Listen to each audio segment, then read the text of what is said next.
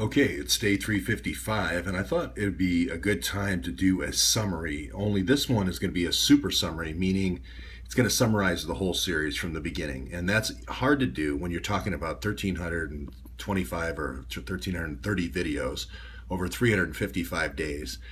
But I went through them all, and I picked out 15 videos that I think don't cover all the material that we've covered, but at least give a viewer just coming into the series a running start to pick up the series and move forward.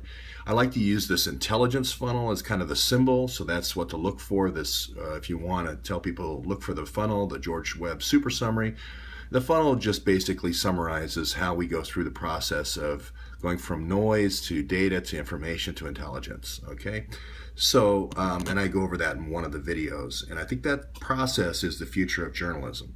Now I start off with I actually just have done the playlist this morning and got day 54. Here's my first day.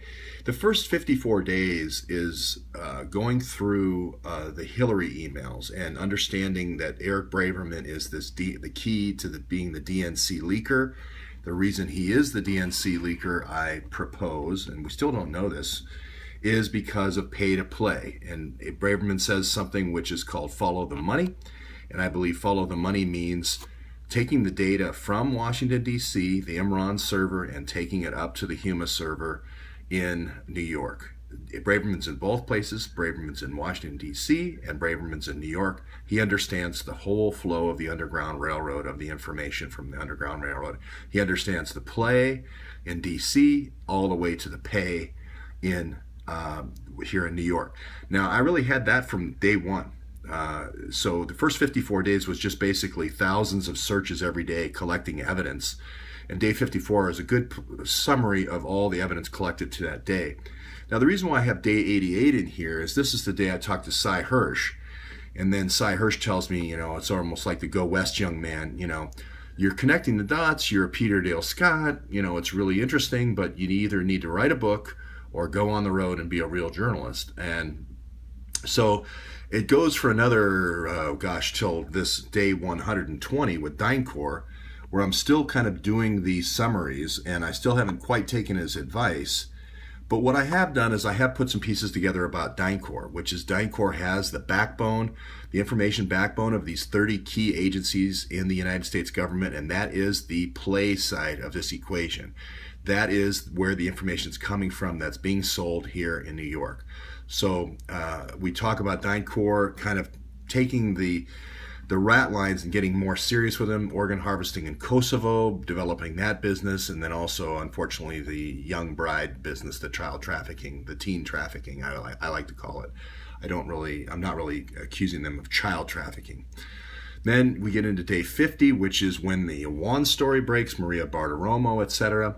And really, what I try to do is I immediately connect this saying, hey, this is where the information's coming from. We had already heard where the information went to, which was the Hillary server. But what I posit in day 150 is the source, not the destination, but the source of this Underground Railroad of information is Washington, D.C., is Imran Awan, is the hacker team that Hillary has had for a long time. So I call it Hillary's hackers. I actually go and visit all these businesses and homes of the Awans. I go to Washington, D.C., taking Cy Hirsch's advice, starting on day 169, and then I end up going to that Hawkshead location and so forth. I discovered the hard drives, the broken hard drives, the Blackberries, all the kind of the detritus from the teardown of this spy network that happens on February 2nd that Luke Rosiak describes. But I wait until day 202 to expose the name. So I wait about 30 days or so before I say Andre Taggart's name. But still, there are many on the internet that say that I have made up the name, I've made up the hard drives, I've made up the Blackberries. We still don't have the Blackberry serial numbers, by the way. That story still hasn't come out yet. So anyway, I go to New York, I work with Jason. This is day 228. I explain how I don't really care. There's a file controversy and etc. I say I don't care where the information's coming from. I'm all about this funnel, evaluating the intelligence funnel. Anywhere the data comes from to make this story go forward is the key to the story. And I do another update here at day 240. talking more about drilling down more, and these are key kind of signposts along the way, day 270 and so forth. Then I introduce the leakers. Not a lot is happening in the story. Andre Taggart's name still hasn't come out yet, and I kind of have to stir the coffee, as it were. So I stir the coffee with Thomas Paine, much to maybe he probably might not have wanted me to do that, but basically I'm encouraging leakers to come forward, both here in New York at that time, and then I go to Washington, D.C. to try to do the same thing. And I believe that we are dealing now with some of those things that happened where people did leak. Now, remember, these are things that have been published by prosecutors in the past. When Aaron Swartz goes in and releases public documents from the MIT server with one illegal login, one illegal thumb drive, he gets threatened with 30 years and his pictures published all over the world by the FBI. So all I'm asking is the same treatment here for 5,400 illegal logins for classified information. Okay, remember Aaron Swartz was releasing public open source information that had been privatized. Okay, so then I go and I talk about the Andre Taggart interview that Jason has. Finally, after I don't know how many days, day 160 to day 312, Jason does that landmark interview with Andre Taggart, and then Luke follows a couple days later, about a week later, naming Taggart, and the story breaks open. And that's where, basically, hallelujah. I think the same thing happens with Laurel Everly to a lesser degree, just because she's not a material witness to, we don't know exactly all the material things she's witness to. And then a couple other key things that I think are going to be important over time. They're not necessarily famous yet, but I think they will be key points along the way. One is going to Davison Airfield here. I believe this is the key to the Awan pay-to-play. I believe this is where the weapons are flying in, and I believe this is where the drugs are flying in. Weapons flying out, I'm sorry, drugs flying in, and that is the key to Awan Gate right there. And that is the gate at Awan Gate. That is literally the gate at Awan Gate. The other key things is stepping in as an intervener in the prosecution to put pressure on the prosecution to prosecute. It hasn't worked tremendously successfully, but it has created a lot of action as far as being quoted in the Washington Post and so forth.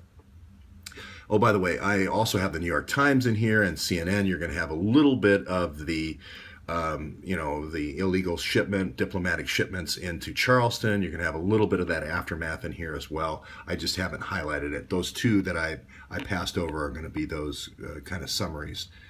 And then I'm going to leave it there when just to show the resourcefulness of going to paper and pencil. The days when my computer was out, and then finally, I don't know what the last one is there. I gotta look at it. The last one is, this is kind of my day 350 summary. So we're going to continue looking at the New York pay-to-play. I've been in Washington so much that, for these key trial dates, that I had to come up here now and do the pay-to-play on this side, or excuse me, the pay side, if you will. But basically just kind of living the life of Eric Braverman, going back and forth between New York and Washington, D.C., watching how that information is, for those 30 different federal agencies, is parlayed here in different private partnerships, different limited partnerships with KKR, as well as different investment houses investing in different investment products up here and so forth. So it's just going to be from here on in until this story breaks wide open and the spy ring in Congress is investigated, the Iran-Contra series is investigated. We'll continue to add evidence in both ends of the Underground Railroad here, the Underground Information Railroad, the pay-to-play railroad, between Washington, D.C. and New York. So you can give this out to your friends. George Webb Super Summary. You can make your own. And if you, by no means, if you have a favorite episode, make your own. And then I want as many competing lists, playlists as possible. Include your other favorite internet gurus and public sources. Thanks, everybody, and we'll keep going here today at day 355.